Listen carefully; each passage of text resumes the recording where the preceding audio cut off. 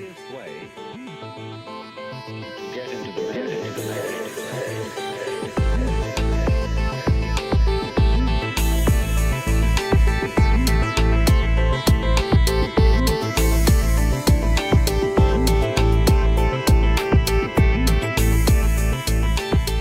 Wholeness, welcome. It's Josh Dippold from Integrating Presence. Today I've got Bo Bissett with me. Bo, what's up? What's up, Josh? Good to have you. Good to be on the show, man. I really appreciate you taking the time. Well, it's an honor to have you here. Bo reached out and I checked out his work, and yeah, it seems like we align on a lot of stuff. So what I've been doing recently here, instead of me reading an introduction or me coming up with my own introduction, I just will toss it back to the guest here and say, who are you and what do you do? So Cool, tell man. us a little bit about yourself and kind of your work. Yeah, man.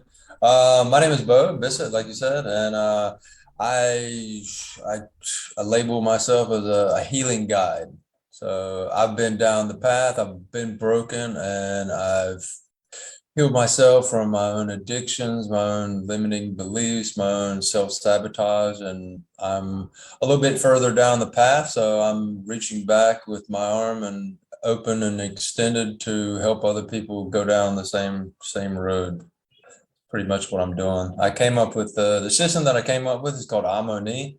Amo in Spanish means I love, Ni in Chinese means you. So together it literally translates into I love you. And that is the goal of what I the system that I take people through is to when they at some point in their journey with me, they can look in the mirror and actually say those words to themselves and heartfeltly mean them. So, This is it's really key, and I heard about this teaching these I love yous from Matt Kahn. I don't know if you've heard of him, and people probably get sick of me talking about him, but bring more love, the better, man. Let me hear. yeah, he just recently changed his love revolution to love in action. But one of Uh-huh. his core practices is just putting a hand on the heart and saying "I love you" to your own heart. Hmm. And when I've told this before. When I first tried this, it just didn't seem, authentic. It seemed too sappy. It just didn't feel right. And just that recognition of being honest about how it felt when I first started doing that, you Did he know. write a book?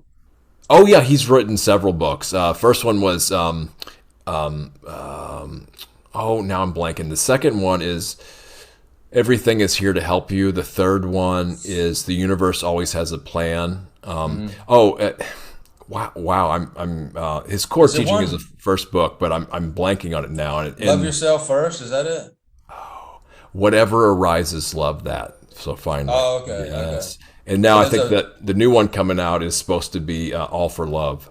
So yeah, okay. he's big time into it. And when I first started hearing those teachings, not to get too sidetracked on somebody else here, but it's just like No, go for it was kind of like a new paradigm. Like a lot of the different perceptions did not, they didn't register so much, but I felt, that this was really kind of game changing new paradigm, but I didn't really cognitively understand it. And so it. that really got my attention. So I had to go back and listen to some of his teachings and stuff.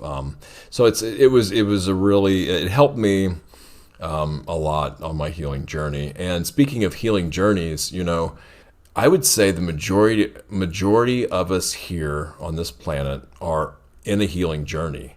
It just happens to be that some of us realize that we're on a healing journey. And the question I had with the last guest was coming out tomorrow, I think, at the time of this recording.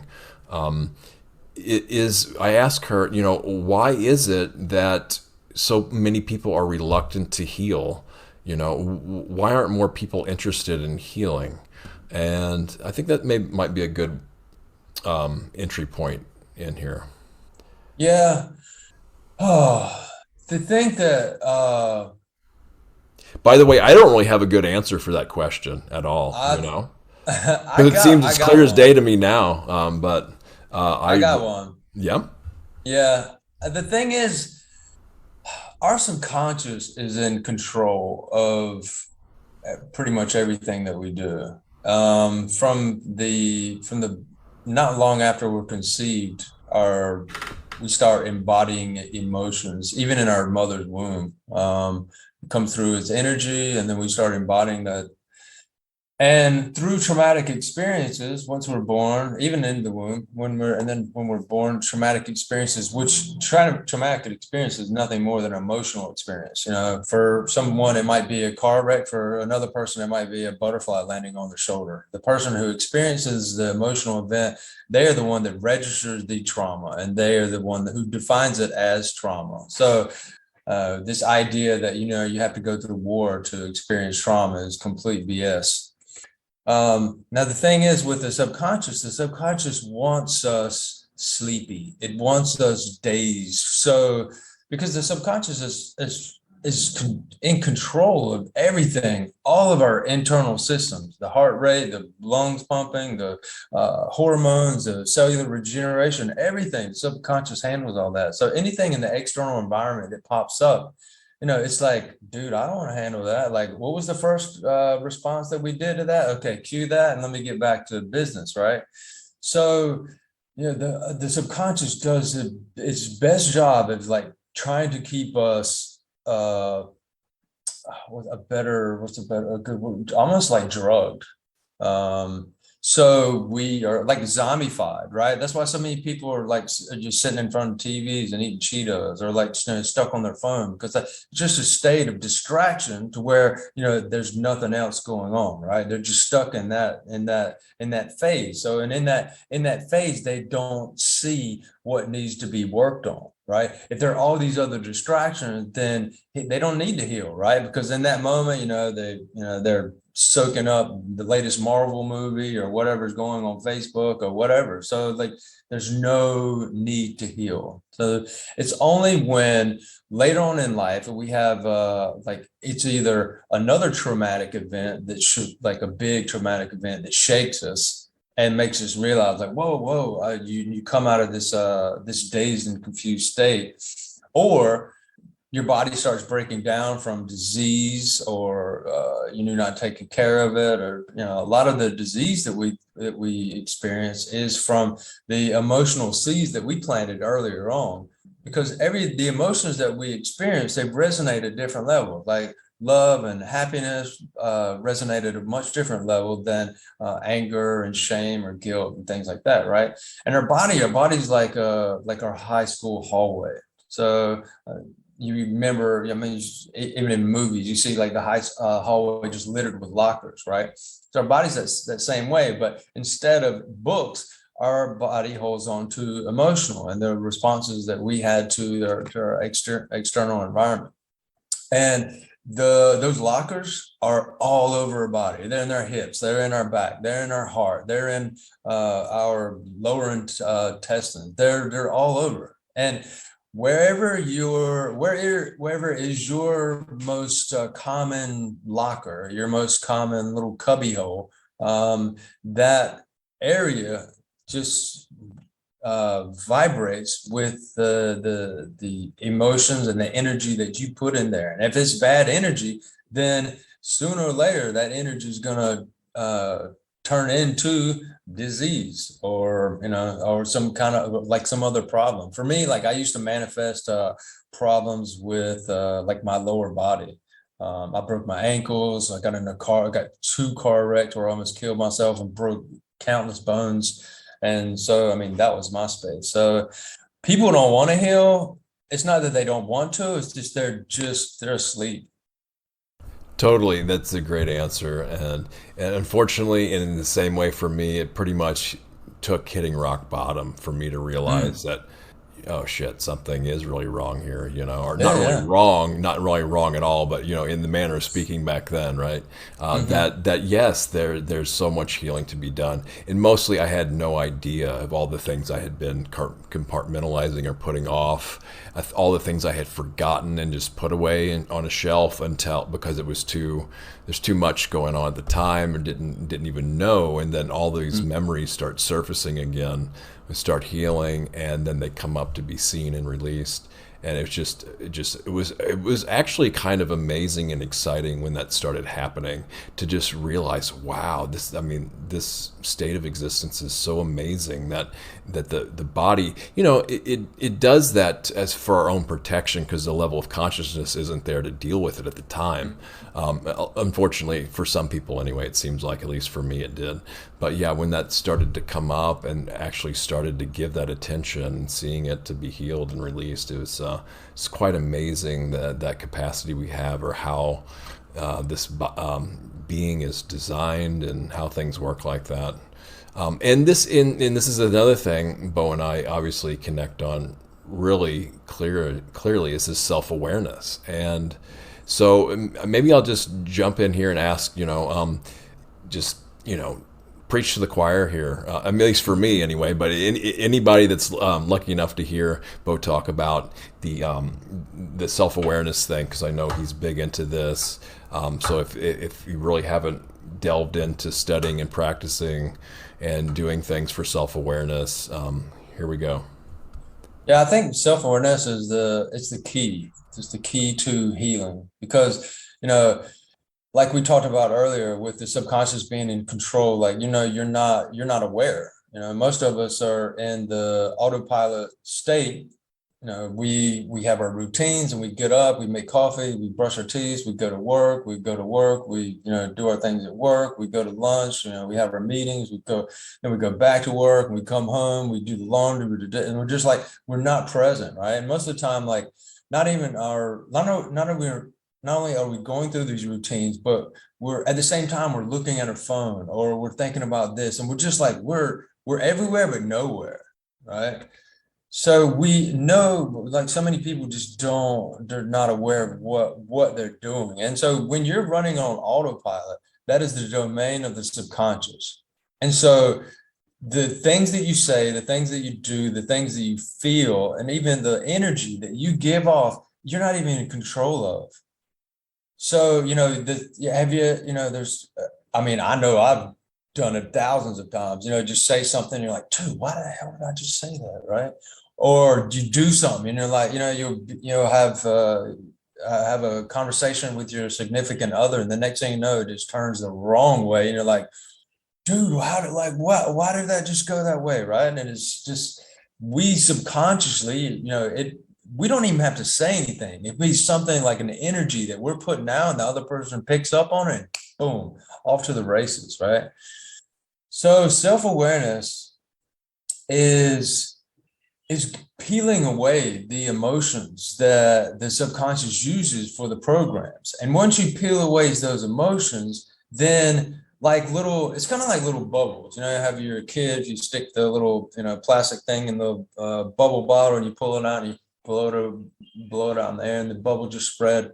Well, the self-awareness is just seeing those bubbles, and then actually like popping them, just walking up and popping each one of them. And when that happens, when those bubbles pop, as you're a kid, you just get a little soap on your hand. But when you're doing this, when you're finding these emotions, you're releasing, and you're becoming aware of the things that you do, the things you say, think, feel, and energize. And it is a humbling experience. It brought me down to my knees and had me crying for days. And actually, when I first went through the muscle testing and the emotional healing that I did, I cried for almost 3 hours straight. And then as I was going through the process that is now Harmony, I cried for months. And I'm not somebody that can, I'm about 5'10", about 175 pounds. And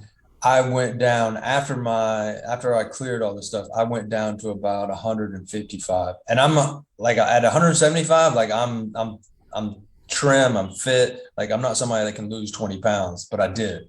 And my body just just flushed all that stuff, all that energy, all that physical matter, that those emotions, and that I don't mean to say negative, that heavy energy that it was holding on to, release. And it was born again. And it was it's a beautiful, beautiful experience, man. It really is. In a very similar experience here too. I wept pretty much every day, and I do a daily meditation practice, and before I really even knew how to do stuff like that, it was just basically me sitting in the wrong way and having my own self therapy. But it Hmm. was like weeping every day. It was socially acceptable because I was by myself, right? Right. Probably, a good half of a year to a year, but it was every time those tears watered the heart, and it was just like this release and this healing that happened. Hmm. And it didn't have to be embarrassing or anything because nobody saw it or anything. So, yeah, or who cares anyway, right? But Yeah, we're all men here, and like even I mean that's what I mean. right, Crying is just therapeutic, man, and like I never, was never one to actually show emotions, but like after, when I went through that, it was like it became, and that was part of, that's part of our programming too, right? That, oh man, you gotta man up, you gotta be tough, yes, like you yeah, can't let yeah, people see you cry, and like that's BS, man. So, it is, you yeah. know, crying and letting it go is like it's just part of the process. Yeah, so there's nothing to be ashamed of that or fear that at all. Mm-mm. So this, yeah, self-awareness, and I guess another word I know, even though it's kind of overused and it's been, I don't know, maybe bastardized a little bit, is mindfulness. And there's Mm-hmm. mindfulness too, but it's just awareness, self-awareness, especially, yeah, that portion of it as well. And there can never really be enough self-awareness and awareness. Mm-hmm. There's really no limit, or no need to get down on ourselves for not having enough. Exactly. But it's like it's something you can't overdo with like we can with addictions, right? And I know you mentioned addictions, and I wonder if we should take it in the direction of that, because even if someone out there doesn't have an addiction, they obviously have known others that have, Mm-hmm. and can recognize tendencies, at least in themselves too. Mm-hmm. Yeah. So I guess I'm trying to think of a specific question. If you just want to relate any kind of helpful experiences with this, or maybe how you work with folks too on any of this and things we've talked about as well, you're Yeah, welcome yeah. I to can see where it goes. Yeah.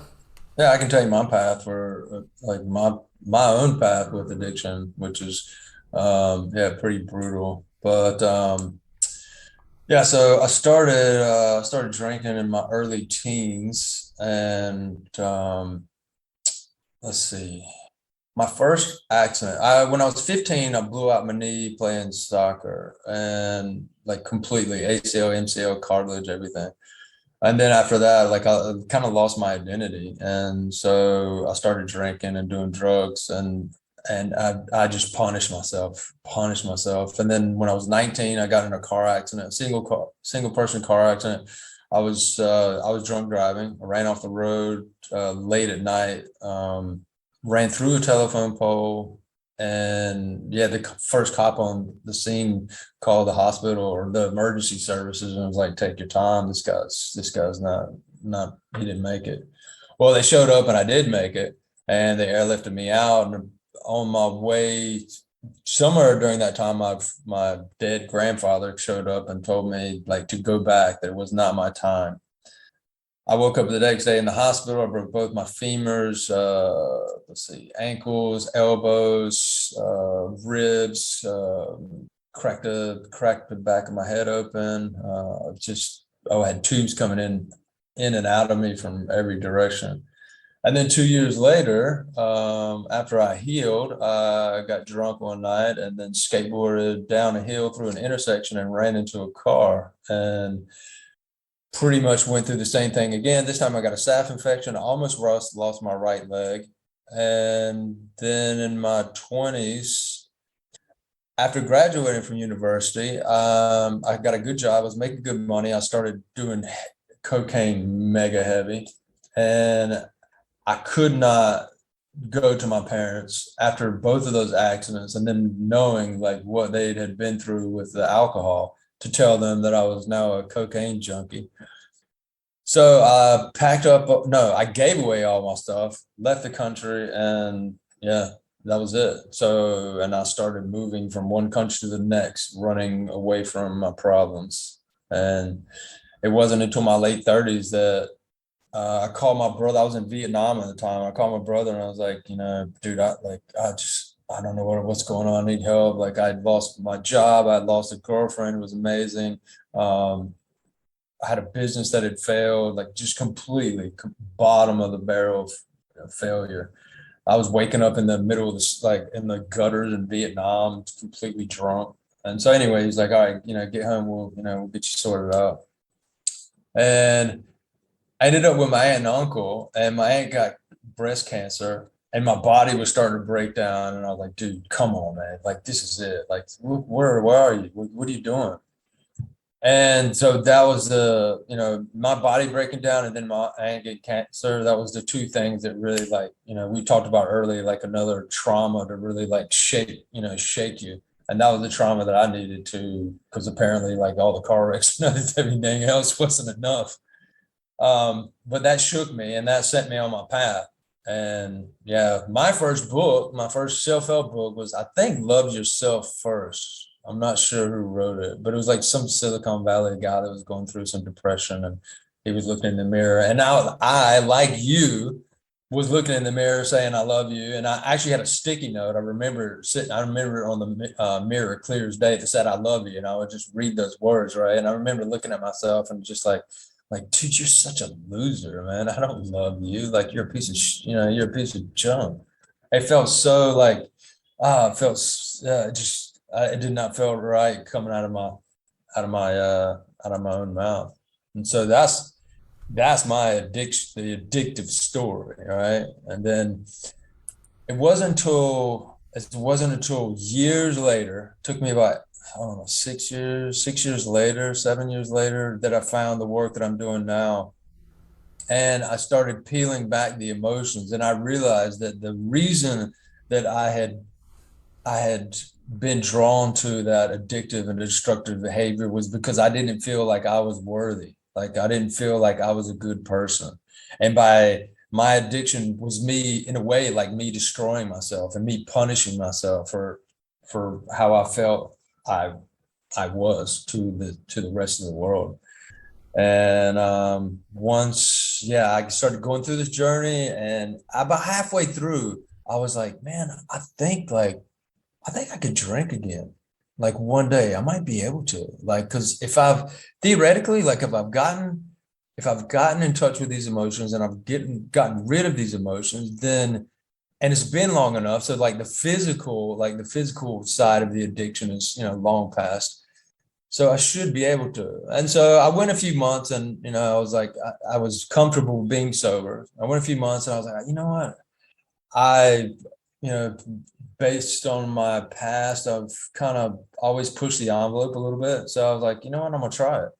And I did, and I drank, and I was like, oh man, I can do it. Like I had a glass of wine one night, and then a weekend later, like I had another glass of wine, and then like two, and then I started inching back into the territory. And I was like, hold on now.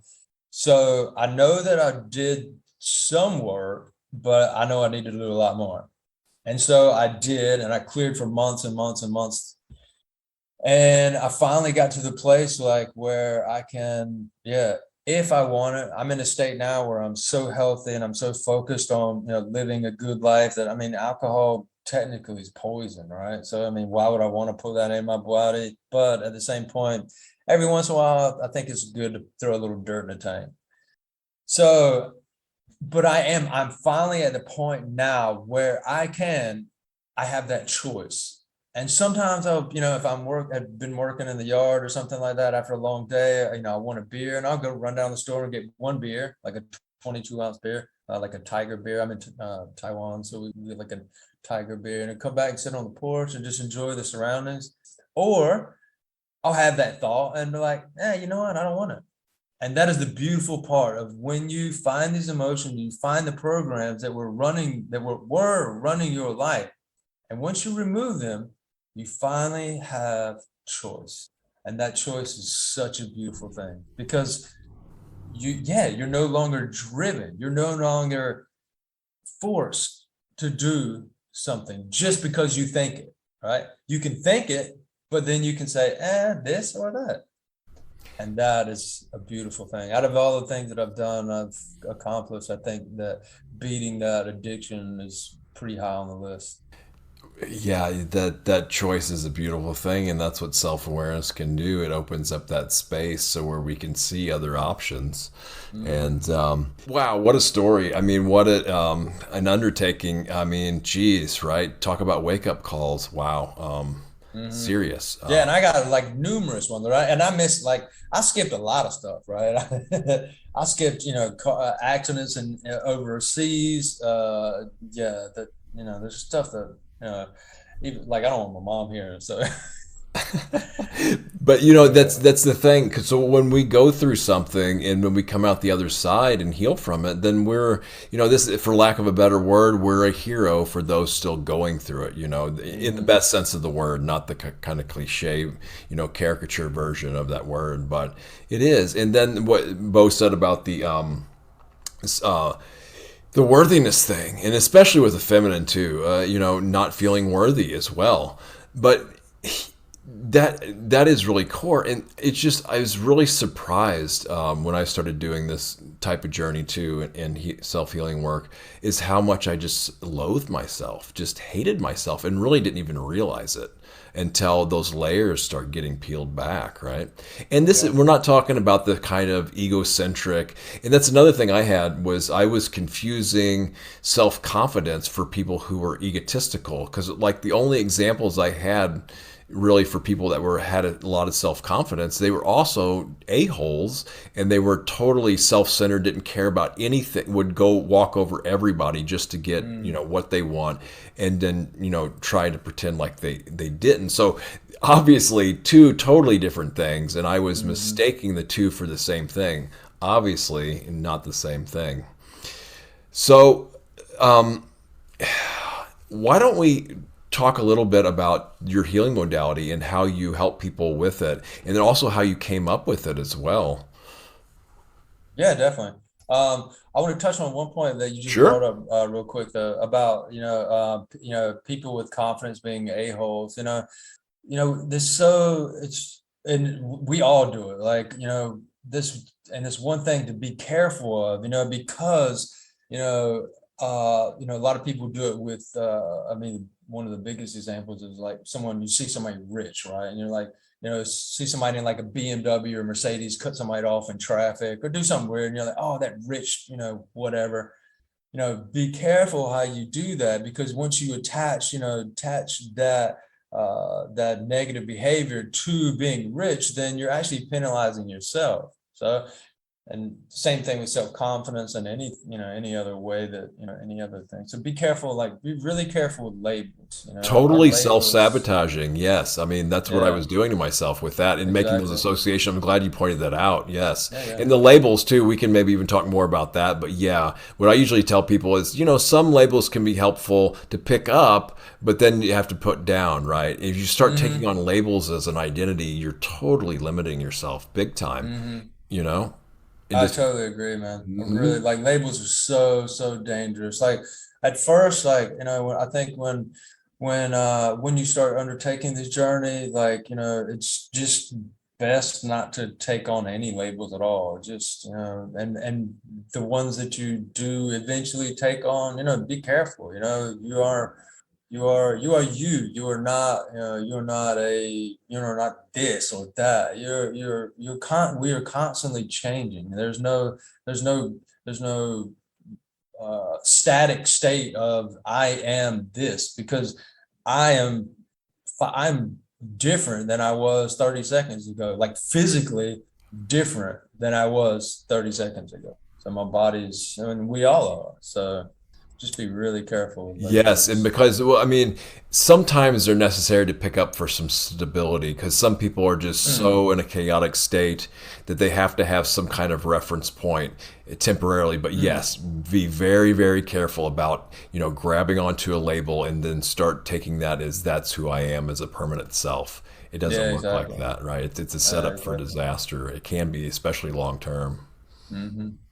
So the healing modality here, we've got maybe I guess 5 or so minutes left, and Yeah, then man. I guess maybe we can wrap up with that, and then and after that we can get into anything else you want to leave the audience with, and of course any events you have coming up, your websites, your social and stuff, and those will be included in the show notes as well. So Yeah, of course. Yeah, for any questions, if what I say resonates with you, yeah, check out the website, imoniqueclear.com. But what I use is muscle testing. I use self muscle testing, which I believe is one of the most, is the key, was one of the biggest keys to me healing because it put me in touch with my body, something that despite all the accidents that I'd had and like all I felt like I was really connected with my body. But once that I started learning, when I learned muscle testing, I realized that nothing could be further from the truth. I thought I was not connected with my body at all. Muscle testing, we use muscle testing to find the emotions, use a meridian chart that was popularized with kinesiology, and to peg the emotions that we find with muscle testing on the body. And once we peg those emotions, then there are corresponding release points all across the body that we can use to release the emotions once we find them. We also connect with the emotions on a physical level. I help the individual find the emotions and where they are and peg them. Then they connect with the emotion, like where they actually feel them in their body. Um, then we use a pranayamic breath that I came up with called the Amo breath. It's a visualization tool, and then also a breathing tool to help move the emotions that we've connected with. And there's a video. I've got a video on the Amo breath on YouTube if anybody wants to check it out. Then finally, at the very end, we use neuro-linguistic programming to kind of grease the wheels of intention and move the individual, further down their path of their hopes and desires. So it's a comprehensive approach, and like I said earlier, like combines practices from all over, and it's really they help heal me. And like I said, if this resonates with you, then yeah, feel free to reach out. The best way to contact me is through the website. I've got social stuff on Facebook and LinkedIn and everything, but I've got a contact form and also my email listed on the website. So yeah, there's no, you don't have to feel like, you're obligated to do anything, but if you have questions, just, yeah, contact me and let's start some dialogue. right on, and that's spelled AMONI clear.com, right? Yep, CLER. Yep. Well, cool. Bo, thanks for doing this. Thanks for sharing your wisdom, your knowledge, your stories. That's Thanks, just Josh. one thing I'm still learning is to how to relate stories better. But I mean, coming from such a place in the heart and such a visceral thing that I mean, like the golden question: what if the worst things that ever happened to me were the greatest opportunity I've ever been given? Right? And it's I just feel the like, same way. yeah, it was just I was just like I was there with you a little bit too, and I know tuning in, being somewhat empathic, and you talked about being connected to your body. It definitely seems that way. I mean, Hmm. to me, because I know I'm not most of the time. I'm in my head a lot, Hmm. which is weird for being energetically sensitive, empathic a little bit too. But you know, both again, thanks again, everybody. Encourage check out Bo's work, connect with him if you feel called to do so, and yeah, wish you all well. May you all have a optimal, ideal state of consciousness and energy for the rest of your morning, day, afternoon, whenever you're listening or watching this. Later on, Bo. All right. Thanks to you so much, Josh.